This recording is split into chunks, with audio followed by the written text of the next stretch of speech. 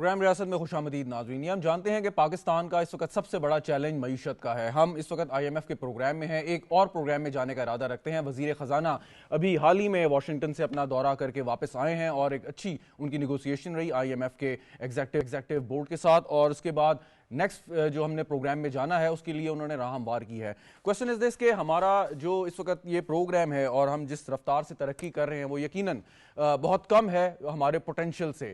احسن اقبال وفاقی وزیر, انہوں نے آج ایک سیشن سے خطاب کیا اور انہوں نے کہا جی کہ 2047 میں پاکستان تقریباً 3 ٹریلین ڈالر, 3000 ارب ڈالر کی معیشت بن سکتا ہے. یہ اس صورت میں ممکن ہے کہ جب ہمارا گروتھ ریٹ 9% تک چلا جائے, یعنی کہ ہم اس رفتار سے ترقی کریں. اس وقت 2% سے بھی کم پہ ہے.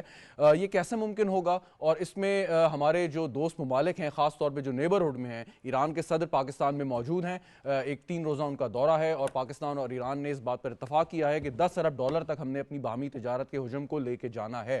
یہ کتنا اہم فیکٹر یہ اس میں رول پلے کرے گا, اور یہ جو ہم نے ٹارگٹ حاصل کرنا ہے یہ کیسے ممکن ہوگا, اس پر گفتگو کرتے ہیں. اسٹوڈیو میں جوائن کر رہے ہیں مجھے عامر ظفر دورانی صاحب, ماہر معاشیات ہیں. سر آپ کا بہت بہت شکریہ. خاقان نجیب صاحب ہمیں اسکائپ پہ جوائن کر رہے ہیں. ڈاکٹر صاحب آپ کا بھی بہت بہت شکریہ.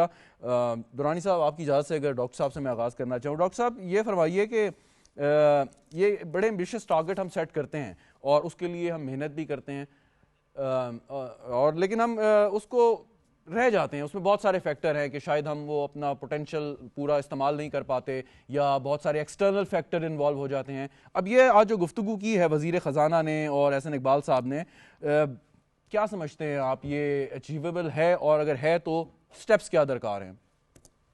شہزاد ہم پہلے سمجھ لیتے ہیں کہ ابھی کہاں کھڑے ہیں. دیکھیں پاکستان ٹپکلی بیہیو کر رہا ہے جیسے کہ ہمیں ریسرچ بتاتی ہے وہ ممالک جو آئی ایم ایف کے ساتھ انگیجڈ ہوتے ہیں وہ بیہیو کرتے ہیں. نمبر 1, جو بھی ایڈجسٹمنٹ پالیسیز آئی ایم ایف کسی بھی ملک کے ساتھ کرتا ہے اس میں جو کرنٹ اکاؤنٹ ہے یعنی کہ بیرونی خسارہ جو ہے وہ سنبھل جاتا ہے, اس لیے کہ امپورٹ ریسٹرکٹ ہو جاتی ہے. پاکستان کا پہلے 9 ماہ کا جو بیرونی خسارہ کرنٹ اکاؤنٹ آیا ہے وہ $500 ملین ہے. پچھلے سال یہی 4.1 ارب ڈالر تھا. نمبر 2, پاکستان کے جو ریزروز ہیں وہ 4 ارب سے 8 ارب ڈالر پہ چلے گئے ہیں, باوجود اس کے کہ پاکستان نے 1 ارب ڈالر کی ایک یورو بانڈ کی پیمنٹ بھی کی ہے. اور نمبر 3, جو انفلیشن ہے بہت سے ممالک میں وہ ٹیپر کرنا شروع کر دیتی ہے, albeit at a silver piece. Pakistan exactly ویسے ہی بیہیو کر رہا ہے. یہ لارجلی اس کو جو آپ کہتے ہیں میکرو سٹیبلائزیشن وہ یہی چیز ہے. چوتھی چیز جو پاکستان میں نہیں کامیاب ہوئی وہ یہ ہے کہ جو فزیکل کا خسارہ ہے, یعنی کہ جو پاکستان کی مالیاتی خسارہ ایکسپینڈیچر اور ریونیو کا ہے, وہ بھی کوشش کرتی ہے آئی ایم ایف کہ پہلے 9-10 ماہ میں اس کو کم کیا جا سکے, پر ایسا ممکن نہیں ہو پایا پاکستان میں بیکاز ہمارے جو ایکسپینڈیچرز ہیں وہ ریجڈ ہیں اور ہماری جو ٹیکس بیس ہے اس کو 9-10 ماہ میں تبدیل کرنا بھی مشکل کام تھا. بٹ اس سب کا جو افیکٹ آتا ہے اور جو آنا چاہیے, اگین ریسرچ وہی کہتی ہے کہ چونکہ ایک ملک ہولڈنگ پیٹرن میں چلا جاتا ہے, آپ کی گروتھ اس سال باوجود اس کے کہ ایگریکلچر فلڈز کے بعد آپ کو 4-5% گروتھ دے دے گا. مینوفیکچرنگ 23 میں بھی نیگیٹو تھی, پہلے 8 ماہ کے ڈیٹے میں بھی 0.5% نیگیٹو ہے. سو پہلے 10% نیگیٹو آ رہی تھی, اس کے اوپر 0.5% نیگیٹو. پاکستان کی گروتھ 2, 2.25, 2.25 کہیں اس کے ارد گرد آئے گی, which is also very typical. اچھا ڈاکٹر صاحب, اس سوری میں آپ کو ایک بریدنگ اسپیس مل گئی ہے Shahzad, to do what you want to do. ٹھیک. اب اگر ہم یہ کہتے ہیں کہ جی tax to G D P ratio یعنی کہ ہم 13 سے 14% تک کریں گے, لے کے جائیں گے, آج یہ وزیر خزانہ نے بات کی ہے, یہ کیسے ممکن ہوگا؟ کیونکہ مطلب اس کے لیے ٹیکس نیٹ کو بڑھانا پڑے گا, لوگوں کو شامل کرنا پڑے گا, جو لوگ ٹیکس نہیں دے رہے ان کو اس میں انوالو کرنا ہوگا, اور ہم نے یہ دیکھا ہے کہ بار بار کنونس کرنے کے باوجود, اپیل کرنے کے باوجود والنٹیرلی وہ جو لوگ ہیں جنہیں ٹیکس دینا چاہیے وہ نہیں دیتے. میں ایک گزارش کرنا چاہتا ہوں, بہت زیادہ گفتگو پاکستان میں ہو رہی ہے ٹیکس پہ. وہ اس لیے ہو رہی ہے کہ یہ تیسرا سال رننگ ہے کہ 7.5% کا مالیاتی خسارہ کرنے جا رہے ہیں. 8,200 ارب روپے کا ریکارڈ ڈیفیسٹ پاکستان کرے گا اس سال. اتنی ہی بوروئنگ ہوگی اور اتنا ہی ڈیٹ بڑھے گا, اتنے ہی نئے نوٹ چھپیں گے اور اس سے اتنی ہی انفلیشن ہوگی. اب اس کے 2 طریقے ہیں. مسئلہ یہ ہے کہ ساری گفتگو ایسی ہو رہی ہے کہ ٹیکس ہی ایک طریقہ ہے جس سے یہ مالیاتی خسارہ سنبھالا جا سکے. آئی ایم ایف کی بھی یہی انکلینیشن ہے, جو پاکستانی اکانومسٹ ہیں وہ بھی یہی سمجھتے ہیں. بات یہ ہے کہ میں بار بار کہتا ہوں کہ a better way of handling your fiscal is to start with your expenditure reforms. Pakistan اگر یہ زیادہ اس وقت زور سے کرے، اور یہ میں اس لیے کہتا ہوں کہ ورنہ ایکسپینڈیچر بڑھتے چلے جائیں گے، آپ اتنا ٹیکس بڑھا بھی لیں گے تو شاید پورا نہیں اتریں گے، اور سوشل کانٹریکٹ جو اس وقت بہت بروکن ہے with the people of Pakistan, وہ رینیو کرنے کے لیے تھوڑا سا پہلے تو فائنینس جو اتھارٹیز ہیں ان کو اپنا زاویہ ہی تبدیل کر لینا چاہیے. یہ ایک بات ہے. دوسری بات ایک کر دوں، دیکھیں ٹیکس ٹو جی ڈی پی بڑھانے کے لیے ایک بڑی بیسک سی چیز ہے، میں بڑا بیسک سا انسان ہوں، وہ یہ ہے کہ یہ دیکھیے کہ پچھلے 10 سال میں 12 ایف بی آر کے چیئر پرسنز آپ نے تبدیل کیے ہیں، کرنٹ بھی ریٹائر ہو جائیں گے کچھ عرصے میں. پہلے تو یہ طے کیجئے کہ کلیدی پوزیشنز پر، آج ہی میں پڑھ رہا تھا کہ جو ہماری اپیلز کے کمشنر ہیں، میں خیال ہے 30-35 ہماری اپیلز کی ایریاز ہیں، وہاں پہ 1100 ارب روپیہ پھنسا ہوا ہے.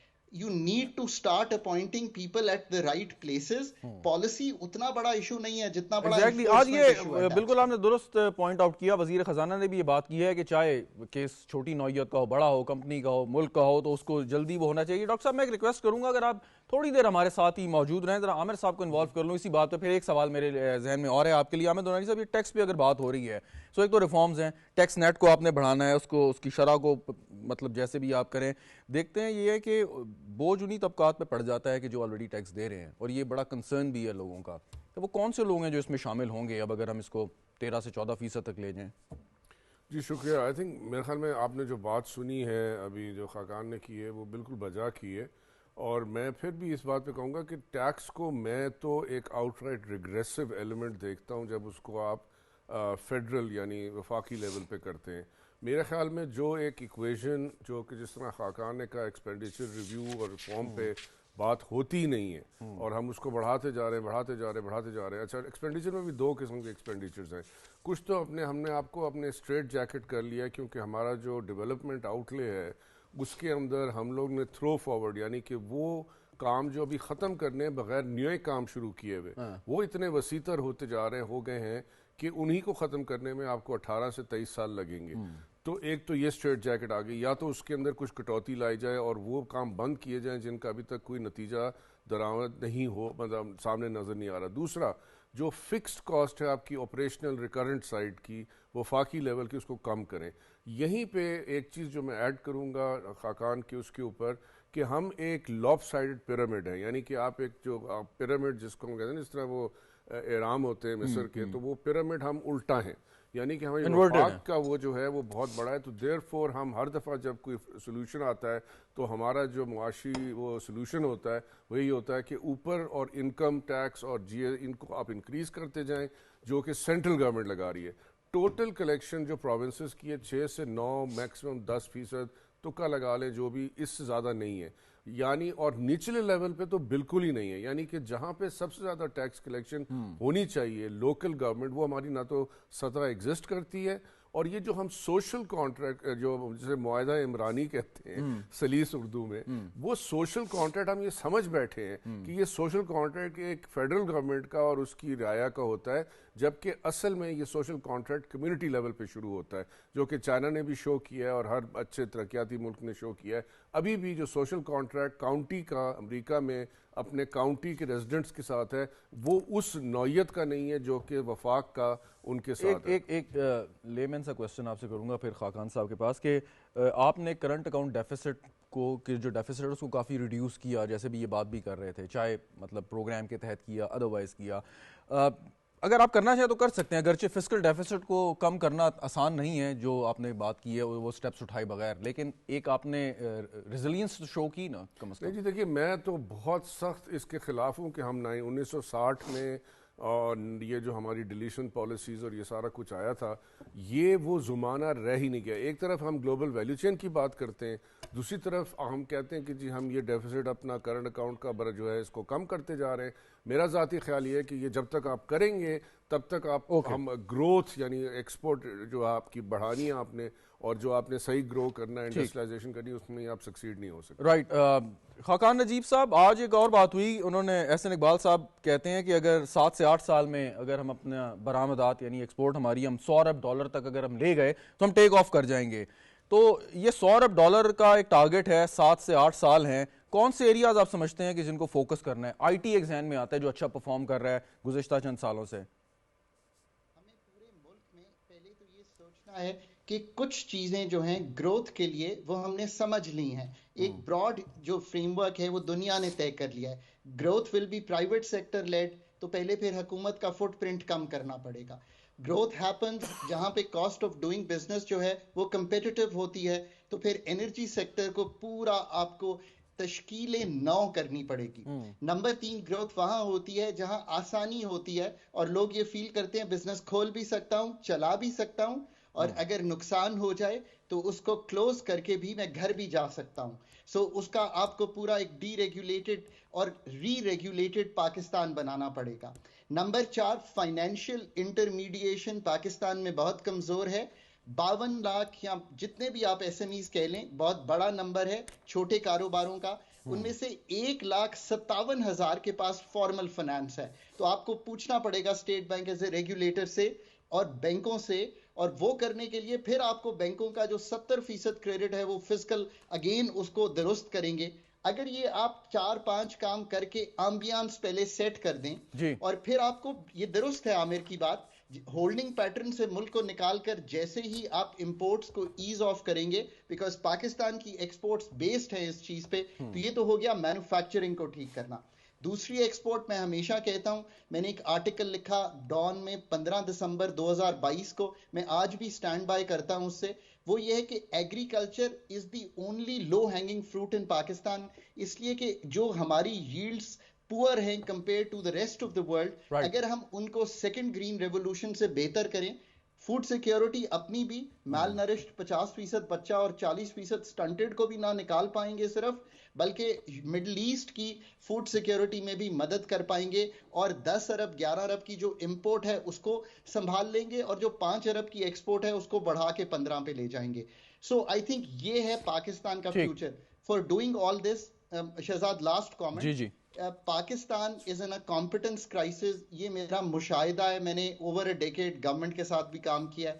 جب تک یہ طے نہیں کریں گے کہ دیر آر 3 جز ہوتے ہیں حکومت چلانے کے، democracy, civil and military bureaucracy, اور ایک تیسرا ٹیکنوکریسی. آپ ٹیکنوکریسی کو آؤٹ سورس کیے ہوئے ہیں، اس تھنکنگ کو ہمیں ضرور تبدیل کرنا ہے. رائٹ. بہت شکریہ ڈاکٹر خاقان نذیر صاحب ہمارے ساتھ موجود ہیں. عامر دورانی صاحب، ابھی ایرانین موجود ہیں پاکستان میں، اور کل جو ان کی ملاقات ہوئی وزیر اعظم پاکستان سے، اور اس میں یہ طے پایا کہ ہم نے اپنی جو باہمی تجارت ہے اس کا والیوم 10 ارب ڈالر تک لے کے جانا ہے، باوجود اس کے کہ کیا ایشوز ہیں گلوبل، اس پہ کیا کمپلیکیشنز ہیں، اس کو ایک طرف رکھتے ہوئے یہ کس طریقے سے آپ سمجھتے ہیں کہ دونوں ممالک کے لیے بینیفیشل ہوگا؟ کسی کے لیے مطلب نیگیٹو میں تو نہیں جائے گا؟ نارملی ہوتا یہ ہے کہ ایک ملک جو ہے وہ ریسیپینٹ اینڈ پہ آ جاتا ہے. دیکھیے، ایران اس وقت باوجود سینکشنز کے ہم سے زیادہ درآمدات کرتا ہے. مطلب وہ جو اگر آپ دیکھیں تو they are close near 100 billion, 100 billion کے قریب ان کی ہے ایکسپورٹس. اب یہ کیسے ہے؟ ایران ایک ہائیلی انڈسٹریلائز کنٹری، یعنی کہ ان کی آئسولیشن نے. ایک منٹ رکنا چاہوں گا، احمد چنائے صاحب بھی ہمارے ساتھ موجود ہیں. ناظرین، احمد چنائے صاحب بہت بہت شکریہ پروگرام میں جوائن کرنے کا. عامر دورانی صاحب سے کامنٹ لے کے آپ کی جانب آتا ہوں. جی عامر صاحب. جی، تو میرا کہنے کا یہ مقصد ہے کہ میں اس کو ایک کمپلیمنٹری ڈیل دیکھتا ہوں کیونکہ جہاں وہ صنعتی طور پہ پروڈکٹیوٹی کے طور پہ ہو سکتا ہے ان کی انڈیویجول پروڈکٹیوٹی کم ہے، لیکن کانفیڈنس لیول بہت ہائی ہے. میں مثال لے لیتا ہوں میٹلرجی کا، سمپلی آپ دیکھ لیں، اس وقت بہت سی ایسی صنعتیں ہیں جو سینکشنز اوائڈ کرنے کے لیے ایران سے، مثال طور پہ اس وقت جو 3 لارجسٹ کافی کے جو مشینیں بنانے والے ہیں، جو کافی روسٹ ہوتی ہے ہائی لیول پہ، کافی اس وقت انڈیا اگا رہا ہے، وہ ساری کی ساری ایران نے ایسی بنا لی ہیں کہ دے آر میچنگ. تو وہ ساری اس طرح کی انڈسٹری دبئی میں لا کے سیٹ اپ کر رہے ہیں. اگر وہی انڈسٹری پاکستان آ جاتی ہے اور پاکستان جواب میں وہ جو انڈسٹری ایگریکلچر ریولیوشن، یعنی زراعت کا جو ریولیوشن ہے، اس میں ہم فوڈ سیکیورٹی کو ذہن سے نکال دیں. اس پہ میں تھوڑی سی آگے بڑھاؤں گا بات جو ابھی خاقان کہہ کے گئے کہ فوڈ سیکیورٹی کی بجائے ہم ملٹی کراپنگ اور ڈائیورس کراپنگ میں جائیں گے. مثال کے طور پہ اگر انڈیا کافی اتنی وافر مقدار میں شروع کر چکا ہے کہ وہ اب ایک گلوبل پلیئر بن گیا ہے، برازیل کے ساتھ کمپیٹ کرتا ہے، ایتھیوپیا کے ساتھ، انڈونیشیا کے ساتھ، تو کیا پاکستان کیوں نہیں کر سکتا؟ دوسری بات، پاکستان کو اس زراعت میں اپنی جو پانی انٹینسو کراپ یعنی چاول، سب سے پہلے کیا ہوگا کہ اگر ایران آیا انہوں نے پاکستان سے چاول لینا ہے کیونکہ ان کی چاول کی انٹیک بہت زیادہ ہے اور ابھی بھی انفارملی بہت زیادہ ہے. لیکن مجھے ایک ایگریکلچرل کمپلیمنٹیرٹی نظر آتی ہے. ایران کا ٹومیٹو کیا اسٹینڈرڈ, اچھا اس میں بھی ایران سے ہم صنعتی طور پہ بھی زراعتی طور پہ بھی ایران کی ٹومیٹو کی صرف پیکنگ اگر آپ بلوچستان کی سرحد پہ دیکھ لیں گب میں جو اندر آ رہا ہے ابھی پاکستان سپلائی ہونے کے لیے, تو آپ کو پتہ لگے کہ ایران کے پاس یورپین سٹینڈرڈز ہیں باوجود اس کے کہ وہ کمپلائنس اب WTO میں فارمل ممبر نہیں ہے. اس کے اوپر بہت اچھے طریقے سے ویلیو ایڈیشن کر بہت اچھے ویلیو, اور یہ 10 بلین تو بہت آرام سے, اور ایران کے پاس خام مال ہے, خام تیل ہے, خام گیس ہے, جس کے اوپر ہم بہت آرام سے ایک اپنی صنعت کو فروغ دے سکتے ہیں. بالکل صحیح. احمد چنائے صاحب, آپ مجھے سن سکتے ہیں؟ جی بالکل سر, سب سے پہلے تو یہ بتائیں جو اسٹاک مارکیٹ ہماری اتنا اچھا پرفارم کر رہی ہے, اس کی کیا وجہ ہے؟ بسم اللہ الرحمن الرحیم. آپ کا بہت بہت شکریہ. دیکھیے اسٹاک مارکیٹ جو ہے اس کی پرفارمنس کی کئی وجوہات ہیں. میں سمجھتا ہوں کہ سب سے پہلے اور سب سے بڑی وجہ جو ہے وہ لوگوں کا دوبارہ اس نظام پہ, اس تسلسل پہ جو ہے وہ اعتماد ہے, کانفیڈنس لیول ہے, ٹرسٹ لیول ہے. جو کچھ پاکستان کی معاشی حالت تھی اس کو جو سہارا دیا گیا انٹرم گورنمنٹ کے دنوں میں, اور اس کے بعد یہ گورنمنٹ اس کو کیری آن کرنا چاہتی ہے, تو میں سمجھتا ہوں یہ ایک ٹرسٹ لیول, کانفیڈنس لیول دوبارہ واپس آ رہا ہے. اس میں قابل ذکر بات یہ ہے کہ فورن انفلوز جو ہیں اسٹاک مارکیٹ میں ان کا آؤٹ فلو سے زیادہ ہے, اپنا کنٹریبیوشن ہے, اور اس کی وجہ سے مارکیٹ کو ایک بہت بڑا سہارا ملا ہوا ہے. جب لوگ یہ دیکھتے ہیں کہ ہماری مارکیٹ جو ہے وہ ٹریڈیشنلی 8-9 کے پی ریشو پہ کام کرتی تھی, دنیا 11-12 کے ریشو پہ کام کرتی ہے, تو آج پاکستان کا پی ریشو 3-4 کے درمیان ورک کر رہا ہے مختلف اسکپس کے اندر. تو ابھی بھی مارکیٹ میں ایک بہت بڑی گنجائش ہے. یہ نہیں ہو سکتا کہ اتنی اچھی کمپنی پرفارم کر رہی ہوں اور ان کے شیئر جو ہے وہ پینٹس پہ بکتے جائیں. آج یہ موقع ہے, پاکستان کو ایک ٹرسٹ لیول بن گیا ہے. اور دوسرا ایک اور جو میں سمجھتا ہوں کہ لانگ ٹرم میں یہ نظر آ رہا ہے صاحب کہ ہمارا پالیسی ریٹ ڈکریز کرے گا. جب ہمارا پالیسی ریٹ ڈکریز کرے گا تو لامحالہ جو ہے وہ لوگوں کا جو ہے وہ انویسٹمنٹ کلائمیٹ جو ہے وہ اسٹاک سیکیورٹیز کی طرف جائے گا, نہ کہ جو ہے وہ بینک کی طرف جائے گا. تو یہ مختلف وجوہات ہیں. اچھا سر, اس میں ایک چیز بتائیے گا کہ جب کوئی خبر آتی ہے کہ IMF اور پاکستان کا ایگریمنٹ ہو گیا, پاکستان کو وہاں سے جو ہے قسط موصول ہو گئی, یا چائنا نے ہمارا جو ہے وہ قرضہ رول اوور کر دیا, ایسی خبروں پہ ہماری اسٹاک مارکیٹ اوپر بھی چلی جاتی ہے, کوئی ایسی نیگیٹو خبر آتی ہے تو نیچے آ جاتی ہے. لیکن اگر میں نے کبھی ایسا نہیں سنا کہ یعنی کہ آپ کی جیسے عامر دورانی صاحب بتا رہے تھے کہ بمپر کراپ ہے, ایگریکلچر میں آپ نے بہت اچھا پرفارم کیا ہے, اس بنیاد پہ ہماری اسٹاک اوپر نیچے نہیں جاتی. اس سے لوگ یہ نتیجہ اخذ کرتے ہیں کہ جو ریئل بزنسز ہیں آن گراؤنڈ پاکستان میں, اس کا کچھ زیادہ کردار نہیں ہے ہماری اسٹاک مارکیٹ کو اوپر نیچے لے جانے میں. نہیں دیکھیں, بات یہ ہے کہ اسٹاک مارکیٹ میں جو کمپنیز لسٹ ہوتی ہیں ان کا جو ان کی پرفارمنس ہے وہ ڈپیکٹ کرتی ہے اسٹاک ایکسچینج پہ.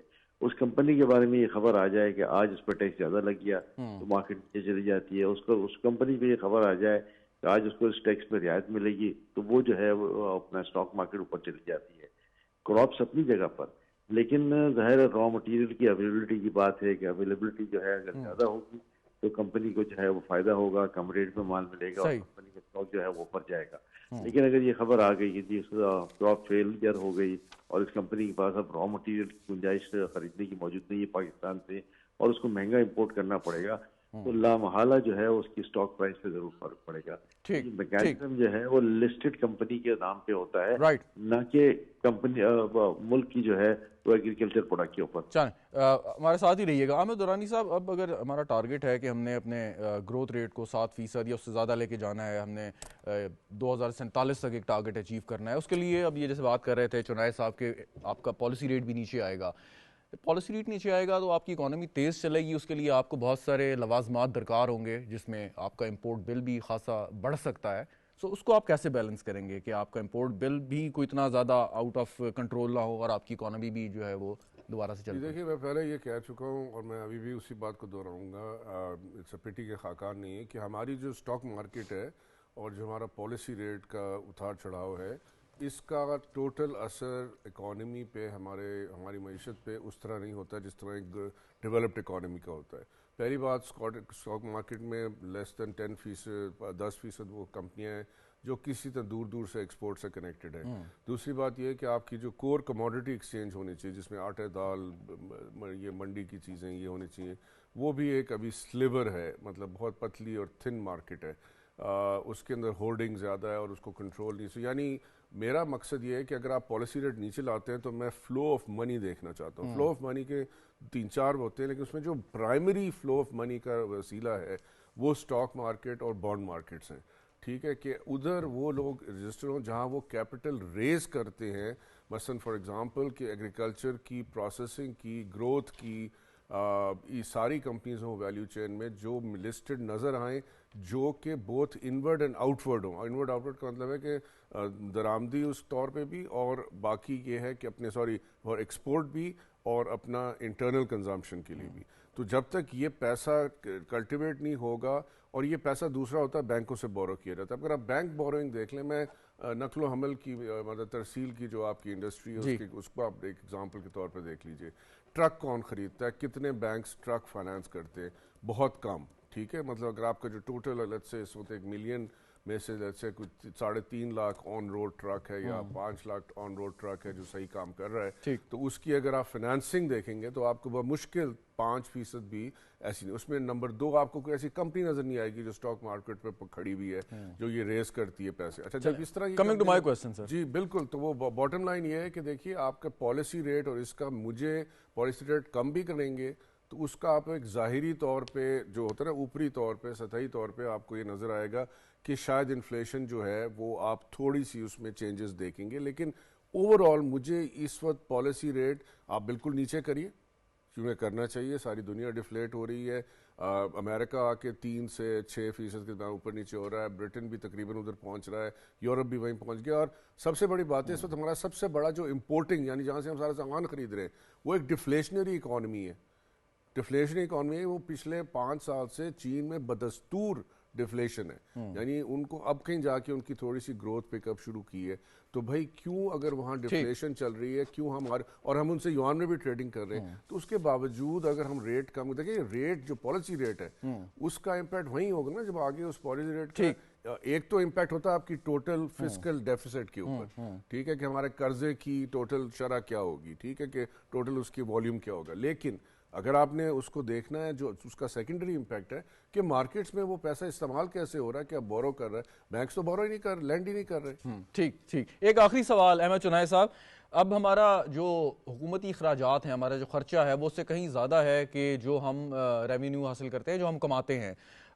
اس میں ایک تو آرگومنٹ یہ دیا جاتا ہے کہ اپنے اخراجات کم کر لیں, دوسرا آرگومنٹ ہے کہ اپنی آمدنی بڑھا لیں. آپ کے خیال میں ایز اے بزنس مین کون سا سلوشن ہے, یا مکس اینڈ میچ ہونا چاہیے؟ دیکھیں پاکستان کی جو ریسیٹس ہیں ٹیکس کی وہ 9.25 ٹریلین کے قریب ہیں, اور اتنا ہی پیسے جو ہیں وہ ہم اپنے انٹرسٹ پہ دے دیتے ہیں جو دنیا بھر سے اور لوکل ہم بورنگ کی ہے. تو اس کے بعد پاکستان کے پاس بچتا کیا ہے؟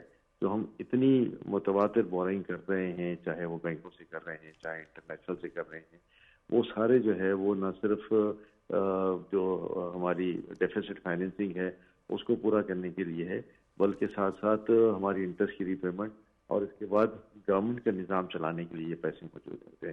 میں سمجھتا ہوں کہ پاکستان جو آئی ایم ایف بار بار یہ اصرار کرتا ہے کہ پاکستان کو ریونیو کے ذرائع تلاش کرنے ہیں, وہ اسی لیے ہوتا ہے کہ ہم نے اپنی پیمنٹ بھی کرنی ہے, ہم نے اپنی انٹرسٹ پیمنٹ بھی کرنی ہے, اور ہم نے حکومت کا نظام بھی چلانا ہے.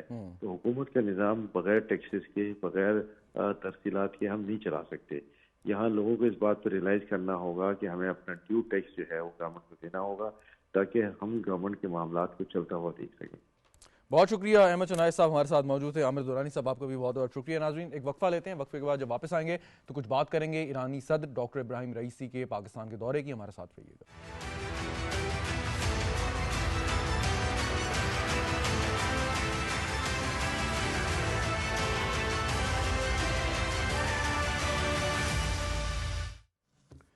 پروگرام میں ایک بار پھر خوش آمدید ناظرین. ایران کے صدر ڈاکٹر ابراہیم رئیسی 3 روزہ دورے پر پاکستان میں موجود ہیں. آج انہوں نے لاہور میں ایک مصروف دن گزارا. مزار اقبال پر انہوں نے حاضری دی. اس کے ساتھ وہاں پہ جو چیف منسٹرز ہیں مریم نواز شریف صاحبہ, ان سے ان کی ملاقات ہوئی, بزنس کمیونٹی سے ملاقات ہوئی, اور اس کے بعد وہ کراچی روانہ ہو گئے, اور کراچی میں مزار قائد پہ اور گورنر کامران ٹیسوری نے ان کا استقبال کیا. بڑا ایک یہ اہم دورہ ہے, اور اس دورے کی خاص بات یہ ہے کہ اس میں صرف خالی دونوں ممالک کے مابین جو روابط ہیں اور حکومت हुकूमती सतह पर उस पर बात नहीं हुई, बल्कि ईरानी सदर ने खास तौर पे पाकिस्तानी अवाम को एड्रेस किया। वो तो उन्होंने ये भी कहा कि वो एक अवामी जलसे से भी खिताब करना चाहते थे, लेकिन कुछ वजूहात की बिना पे मुमकिन नहीं हुआ। लेकिन उन्होंने पाकिस्तान के अवाम को ये पैगाम दिया कि ईरानी और पाकिस्तानी दोनों जो अवाम हैं उनके दिल एक दूसरे के साथ धड़कते हैं, और खाली वो अकेले नहीं बल्कि अपनी अहलिया और अपनी साहबजादी के साथ भी इस दौरे पे आए। उनकी भी अलग मसरूफियात थी, और ख़ास तौर पे जो मशरिक़ वस्ता की सूरत हाल डेवलप हुई है इसराइल की जंगी जनून की वजह से, उसके बाद ये दौरा इंतहाई अहमियत का हामिल। अगरचे से पहले से तय था,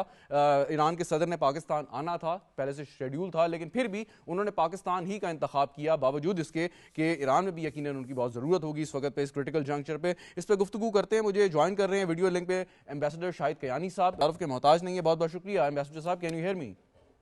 जी बिल्कुल, आई एम ऑनर्ड जनाब to be on your show. Honour is all mine sir. Sir सवाल यही है कि ये जो विजिट है ये सिग्निफाई क्या करता है? एक तो मशरिक़ वस्ता की सूरत हाल है, लेकिन पहला दौरा है ईरानी सदर का मुंतखब होने के बाद, पाकिस्तान आए हैं वो, और एक 3 रोज़ा दौरा फैमिली के साथ आए हैं। मतलब ये डिप्लोमेसी में क्या सिग्निफाई करता है दौरा? देखिए जी, सबसे पहले तो ये मैं बताऊं कि बड़ी चहमगोइयां हो रही थी जब ये स्टैंड ऑफ इसराइल का हो रहा था कि शायद ये दौरा ना हो, लेकिन मैं दाद देता हूं दोनों लीडरशिप को, ईरान की और पाकिस्तान की, कि उन्होंने इस जो विजिट को जारी रखा। फॉरेन ऑफिस में जो स्पोक्स पर्सन लेडी हैं, उन्होंने बिल्कुल अभी कुछ दिन पहले उन्होंने कहा कि कोई चेंज नहीं है और ये विजिट होगी। देखिए इसकी अहमियत इस तरह है कि स्टैंड ऑफ जारी है ईरान और इसराइल का, लेकिन दोनों लीडरशिप ने यह फैसला किया कि नहीं, ये विजिट होगा। और ईरानी जो आपने बताया सदर जो अपनी वाइफ अपनी बच्चों बेटी को लेकर और 78 मेंबर्स की डेलीगेशन वो आई है, वो बताना चाहती कि पाकिस्तान सेफ है। पहली बात, ये बड़ा सिंबॉलिक चीजें हैं, बड़ा इंपॉर्टेंट है। और फिर जो ये छोटी मोटी गलतफहमी है, क्योंकि जिन हमारे ये याद रखिएगा जो ये मुल्क जब वो कॉलोनियलिज्म से खत्म होती हैं तो फिर ये जो बॉर्डर्स के जो इश्यूज होते हैं ये खड़े होते हैं, इनमें कोई प्रॉब्लम नहीं है। लेकिन ये जो हमारा एक अनफॉर्चुनेट मामला हुआ इंटरिम गवर्नमेंट के वक्त, अब वो पीछे वो it is in the past. अब ये दिखाता है, सिंबलिज्म है पाकिस्तान ईरान रिलेशन की, कि ईरान के सदर आए, ये पहले सदर हैं इस हुकूमत जो नई हुकूमत आई है उसमें, और दोनों लीडरशिप ने ये फैसला किया, जो आपको पता है कि एग्रीमेंट भी आसान हुई, लेकिन उससे ज्यादा ये जो सिंबॉलिक है जी, एक बहुत अहम, एब्सोल्युटली ट्रू, कि बड़ा इंपॉर्टेंट है कि ये सिंबॉलिक जेस्चर है। लेकिन एक और चीज़ भी सर, कि ठीक है कि ईरान के ऊपर मुख्तलिफ पाबंदियां हैं और उसकी एक बहुत तवील एक तारीख है, लेकिन ये भी है कि अगर ईरान और पाकिस्तान सही मानों में अगर कोऑपरेट करें और कर सकें, कोई वे आउट निकाल लें, तो एक दूसरे की ज़रूरियात का तकरीबन 70% वो पूरा कर सकते हैं आपस में, बाहमी तिजारत से, रवाबित से। तो क्या ये डिलिबरेटली कोशिश है कुछ ताकतों की कि हम पाकिस्तान और ईरान एक दूसरे के साथ उस लेवल पे कोलैबोरेट ना कर सकें? देखिए जी, ये जब कोल्ड वॉर खत्म हुई थी, आपको याद होगा, कोल्ड वॉर के बाद जो एम्फोसिस थी बायलैटरलिज्म के ऊपर थी।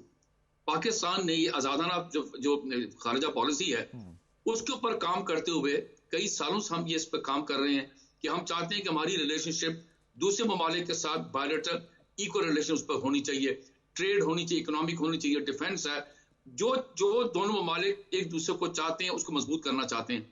यहाँ पर यही हो रहा है। अब ये देखिए, सबसे इंपॉर्टेंट चीज ये है कि दोनों लीडरशिप ने, हालांकि हालात देखें गाजा में क्या हो रहा है, मिडिल ईस्ट में क्या हो रहा है, देखिए दोनों मुल्कों ने इसको भूला नहीं, लेकिन फोकस किया बायलैटरल रिलेशंस के ऊपर पाकिस्तान ईरान के मुतालिक, जो बहुत जरूरी था। और फिर हमंगी हमारी पाकिस्तान और ईरान की लीडरशिप में, ये जो गाजा में हुआ, जो हो रहा है, जो बर्बरियत वहां हो रही है, जो इसराइल जो कुछ कर रहा है, उस पर पाकिस्तान ईरान एक पेज पर है, दोनों ने इसकी बहुत बड़ी तनकीद की है। आपको याद होगा जब ये हालात खराब हुए ईरान और इसराइल के, जब ये जो गड़बड़ हुई थी, उस पर पाकिस्तान ने बिल्कुल साफ कहा था कि जी इसको अब कंटेन किया जाए, और तो इसको इस चीज को, और इसराइल की को तनकीद का निशाना बनाया था, और सही किया था, क्योंकि उस मुल्क ने ना वहां पर कोई मिडिल ईस्ट में कोई चीज छोड़ा है, ना हमारे, क्योंकि ईरान के ऊपर हमला जो भी है वो आप समझे कि हमारे, क्योंकि बॉर्डर्स है ना दोनों के मिलते, इसमें मसले मसाइल खड़े हो सकते हैं। लेकिन अब अफगानिस्तान में जो मसला 40 साल से खड़ा हुआ है वो वहां हुआ है, लेकिन वो हमारी तरफ आ रहा है। लेकिन ये मैं कहूंगा कि अब देखिए एक और चीज, ये जब लाहौर गए, सिंबलिज्म ये है कि ईरान के अंदर औरतों को बहुत हुक दिए गए हैं। ये जो ऐसे लोग मार के गलत बात करते हैं, वहां पर खुद तालीम याफ्ता है, वाइफ को लेकर है, اور پھر ہماری جو وہاں پر چیف منسٹر ہیں مریم جو ہے مس مریم، وہ خود ایک لیڈی کے اس سے ایک سمبلزم دکھاتا ہے دوسرے ملکوں کو کہ بھائی یہ بھی ہو سکتا ہے یہاں پر کہ ایک چیف منسٹر، سب سے بڑے صوبے کی چیف منسٹر وہاں پر ہوں گی، اور جو ہے صدر ایران کے، انہیں بڑی زبردست بات یہ کی ہے کہ نہ کہ وہ جس کو اقبال لاہوری کہتے ہیں، علامہ اقبال کے مزار پر گئے جس کو بہت ریفرنس ہے ایران کے اندر، دوسرا گورنمنٹ کالج یونیورسٹی میں گئے، دیکھیں نا ایمفوسس کس پر دی؟ تعلیم پر. یہ سب سے بڑی امپورٹنٹ چیز ہے جس کو وہ ہمیں ان سے سیکھنا چاہیے. ایک اور آخری چیز بات کروں کہ 40 سال سے اس پر لگی ہوئی ہیں سینکشنز ہیں ایران پر، لیکن اس نے کوئی شعبہ ایسا نہیں ہے جہاں پر ایران آگے نہ نکل گیا ہو. تو یہ ہم نے بھی جو 1988 میں ہمارے پہ جو نیوکلیر جو ہماری ایکسپلوژن کے بعد یہ چیزیں ہوئی تھی، ہم نے بھی یہ سیکھا تھا کہ اپنے پیروں پہ کھڑے ہو سکتے ہیں. ہمیں ایران سے سیکھنا چاہیے کہ سینکشن کے باوجود کوئی شعبہ ایسا نہیں ہے جس کے اندر وہ آگے نہ نکل گئے ہیں. اچھا سر، اب ماضی میں کئی ممالک، مسلمان ممالک آپس میں برسرے پیکار رہے ہیں. ایران، عراق ایک بڑی کلاسک ایگزامپل ہے. اس کے علاوہ دو بڑے طاقتور ممالک، ان کی بھی آپس میں جو ہے وہ ایک سرد جنگ کہہ لیں وہ چلتی رہی ہے. لیکن اب چیزیں ہم نے دیکھا کہ بہت ٹھیک ہو رہی ہیں. کسی بھی مسلم ملک کا کوئی بہت بڑا تنازع کسی دوسرے کے ساتھ نہیں ہے. یہ چیز آپ سمجھتے ہیں کہ آگے چل کے ہیلپ کرے گی ایک تو مسلم ممالک کی اکانومیز کو بہتر کرنے میں، اور جو یہ لانگ پروٹریکٹڈ جو آپ کے کانفلکٹس ہیں، کشمیر ہو گیا، فلسطین ہو گیا، ان کو حل کرنے میں؟ دیکھیں جی، سب سے پہلی چیز ہے کہ پاکستان نے کی لیڈرشپ ہے، جمہوری حکومت ہے، انہوں نے دیکھا کہ نیشنل انٹرسٹ میں کیا ہے. نیشنل انٹرسٹ میں ہمارے یہ ہے کہ ہم ایران کے ساتھ جو ہمارا ہمسایہ ملک ہے اس سے تعلقات بہتر ہے. کیونکہ دیکھیں نا، اگر آپ خطے میں دیکھیں تو ایران کے ساتھ، انڈیا کے ساتھ ہمارے تعلقات تو آپ کو پتہ ہے جس طریقے سے حالات ہیں. افغانستان کے ساتھ بھی تعلقات میں کشیدگی ہے، جو وہاں پر ٹیررزم کے جو ایشو کھڑے ہوئے ہیں. تو اب ایران ایک ایسا ملک ہے جو اس کی اہمیت کو سمجھتا ہے. ان کے ملک کے اندر بھی دہشت گردی کے مسئلے مسائل ہیں ہمارے بارڈر کے اوپر، تو وہ دونوں ایک ملک کو دونوں کو سمجھنا چاہتے ہیں. لوگ تو یہ چاہتے تھے، جو ملک ہمارا نہیں چاہتے کہ بہتر ہوں، وہ تو یہ چاہتے تھے کہ نہ یہ وزٹ ہو. اور وہ جو پچھلے سال ایک غلط فہمی کے طور پر وہ جو ایک ایشو کھڑا ہوا تھا بارڈر پر، وہ جاری رہے. تو ہم ہماری یہ سمجھتے ہیں. اور پھر آپ دیکھیں کہ ایران سے ہم وہ بجلی بھی لے رہے ہیں بلوچستان کے لیے، یہ گیس پائپ لائن والا ایشو بھی ہے. لیکن آپ دیکھیں کہ جو بارڈرز کے اوپر جو مارکیٹس ہیں، انہی وزیر اعظم کے وقت میں، شہباز شریف کے وقت میں، یہ دونوں یہ صدر جو تھے یہ آئے تھے. اچھا سر، بالکل آپ نے درست فرمایا کہ ہم کوشش کر رہے ہیں، اور جب دیگر ممالک بھی ایران کے ساتھ تجارت کر رہے ہیں جس میں سر فہرست انڈیا ہے، چائنا ہے، اور پریزیڈنٹ کے وزٹ پہ امریکہ سے جو ایک رد عمل آیا ہے، انہوں نے کہا جی کہ جو لوگ بھی یا جو کمپنیز، جو ممالک ایران کے ساتھ کسی قسم کا کاروبار کرنا چاہتے ہیں، ان کو جو انٹرنیشنل سینکشنز ہیں ان کو مد نظر رکھنا چاہیے. یعنی کہ وہاں سے سگنلنگ ہو رہی ہے کہ اگر آپ اس طرف جا رہے ہیں تو آپ کو اس چیز کو بھی سامنے رکھنا ہے کہ کہیں ایسا نہ ہو کہ آپ کے اوپر بھی کوئی پرابلم آئے. دیکھیں جی، سینکشنز کی جہاں تک بات ہے، آپ دیکھیں کہ کن شعبوں کے اندر ہمارے تعلقات ہیں. ٹھیک ہے جی، زیادہ تر شعبے جو ہیں وہ اکنامک ہے، ٹریڈ ہے. ٹھیک ہے جی، اس پر ہمیں سینکشنز کیوں لگائے جائیں گے، کس بنا پر لگائے جائیں گے؟ میں اب اس بحث میں نہیں پڑھنا چاہتا کہ جی ہندوستان کو نے چھوڑ دیا، وہ تو گلوبل سیاست وہ امریکہ کر رہا ہے چائنا کے خلاف کرنے کے لیے. لیکن جن شعبوں پر ہمارے تعلقات ان سے بڑھائے جا رہے ہیں، امریکہ کو سوچنا چاہیے کہ یہ ہمسایہ ملک ہے، ہم سب کے ساتھ تنازع لے کے تو نہیں بیٹھ سکتے نا. ان کے ساتھ جو ہمارے تعلقات ہیں وہ بہتر. اور سب سے امپورٹنٹ چیز ملکوں میں ہوتی ہے پیپل ٹو پیپل کانٹیکٹ. یہاں سے بہت سارے لوگ پاکستان سے ایران جاتے ہیں، ان کے جناب وہ جو ایک ریلیجس سائٹس ہیں وہاں پر جاتے ہیں. دوسری بات ہے ٹریڈ ہے، اکنامک انٹرسٹ ہے. اب کئی دفعہ آپ کو یاد ہوگا کچھ سال پہلے وہاں سے ہم نے ٹماٹر بھی لیے، چیزیں لی.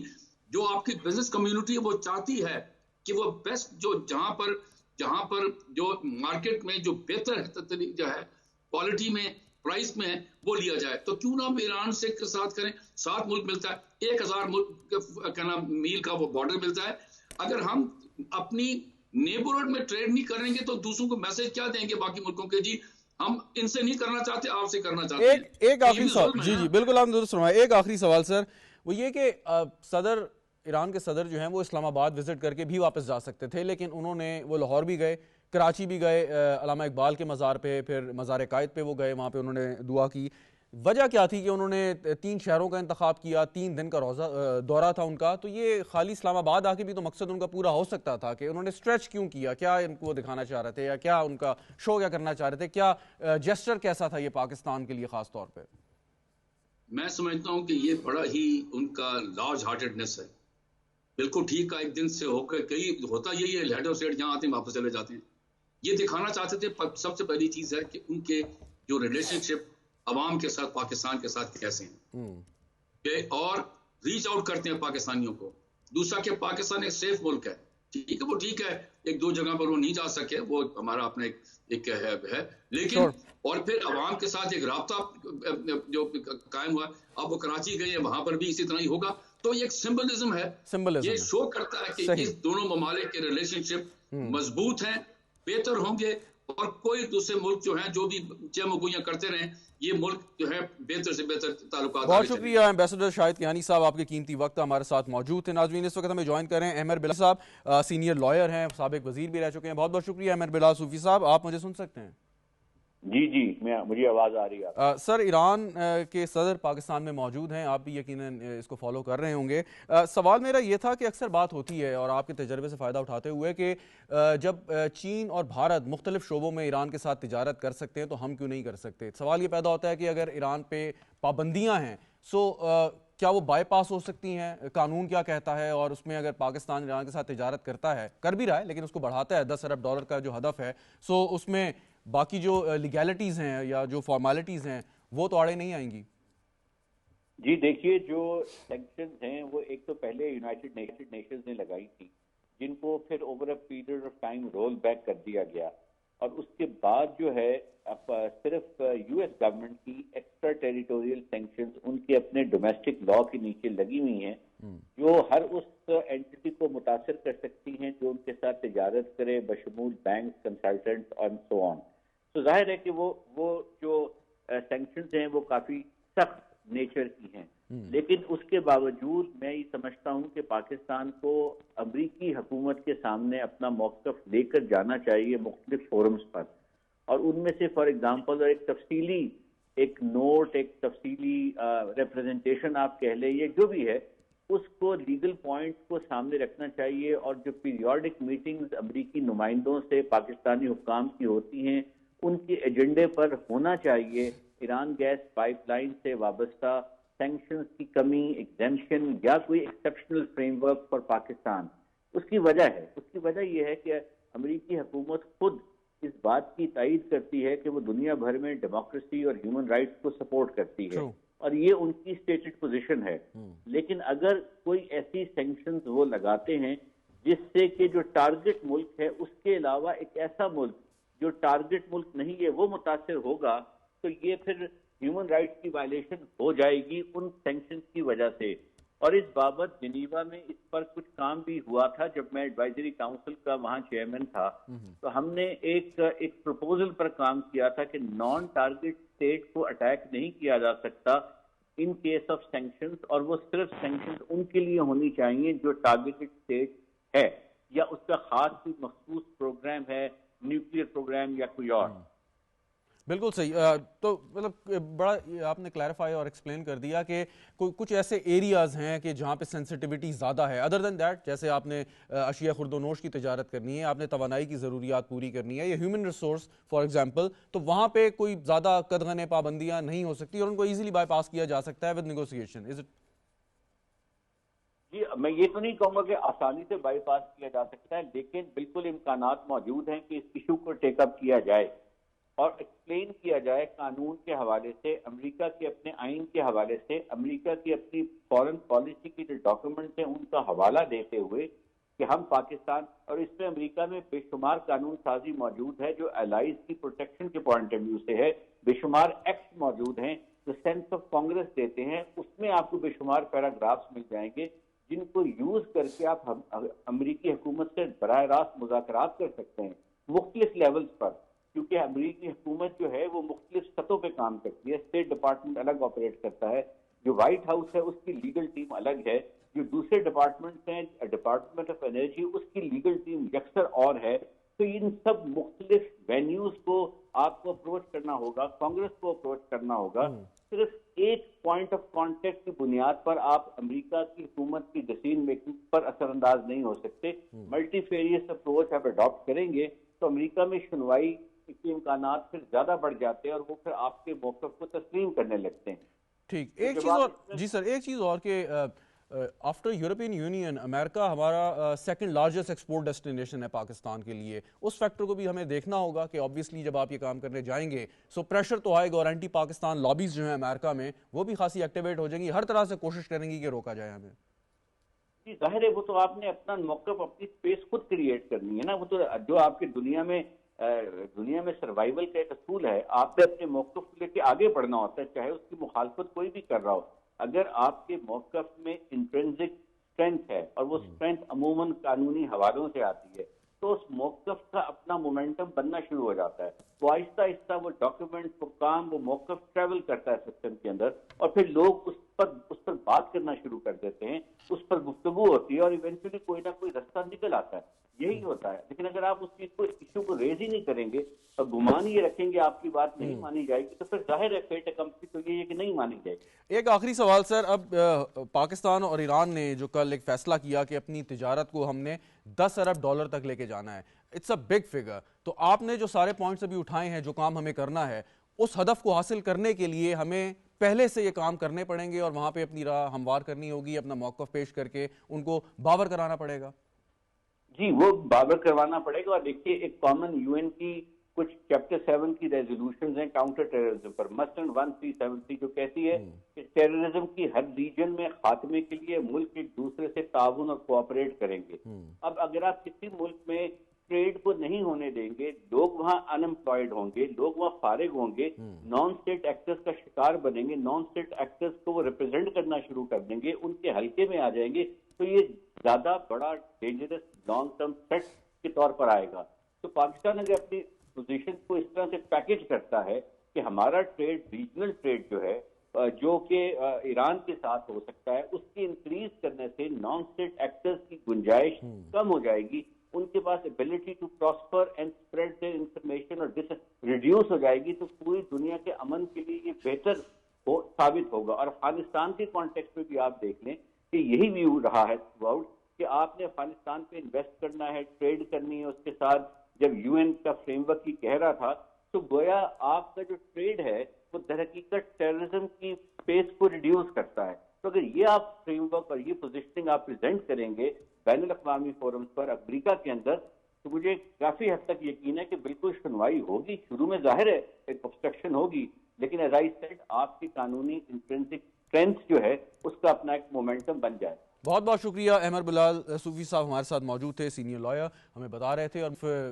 حوالے دے رہے تھے, خاص طور پہ جو انہوں نے 1373 یونائٹڈ نیشنز چیپٹر کی ریزولوشن کا حوالہ دیا کہ جو کہ یہ پابند کرتی ہے اسٹیٹس کو کہ وہ کوآپریٹ کریں دہشت گردی کے خاتمے کے لیے. اور بڑا اچھا انہوں نے پوائنٹ آؤٹ کیا کہ اگر پاکستان اور ایران کریں گے آپس میں کوآپریٹ, تجارت کریں گے, اکنامکلی ایک دوسرے کو سپورٹ کریں گے, سو دہشت گردی کو ختم کرنے میں مدد ملے گی. اور یہی پوائنٹ آف ویو عالمی برادری کے سامنے رکھنا ہے تاکہ اگر کوئی بھی ان کے تحفظات ہیں ایران کے حوالے سے, پاکستان سے تجارت کرتا ہے, تو وہ بآسانی دور کیے جا سکتے ہیں.